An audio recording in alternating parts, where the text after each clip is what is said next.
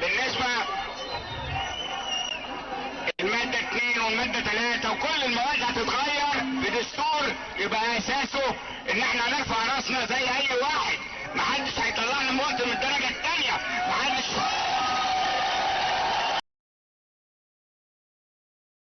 النهارده طلع رئيس حزب الجبهه اسامه الغزالي حرب بيطالب رسميا بالغاء الماده الثانيه من الدستور الان في وسط اللي احنا فيه ده كله، وطالع يقول لك الماده الثانيه اللي لسه جاي ولسه بيشد الكرسي ويقعد، واللي لسه في البلكونه بيقرا الفاتحه، واللي بيعمل كوبايه شاي، واللي يعني كان ايه وكان ايه.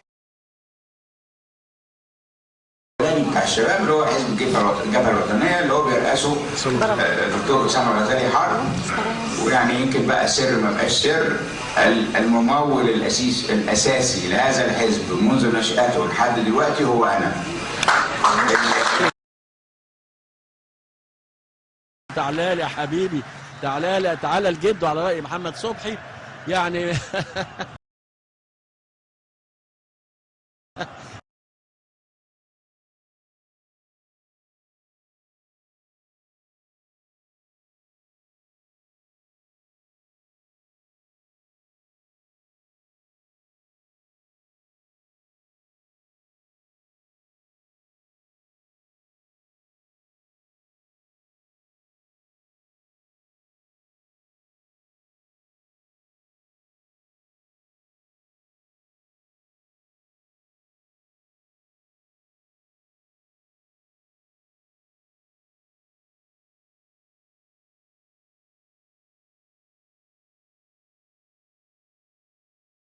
تعالى لي يا حبيبي، تعالى الجد على رأي محمد صبحي يعني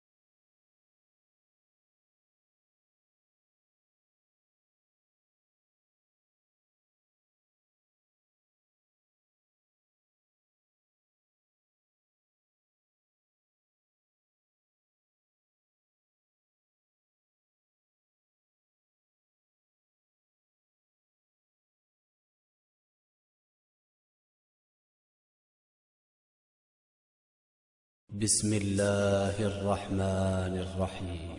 يا أيها الذين آمنوا إن جاءكم فاسق بنبأ فتبينوا أن تصيبوا قوما بجهالة فتصبحوا على ما فعلتم نادمين.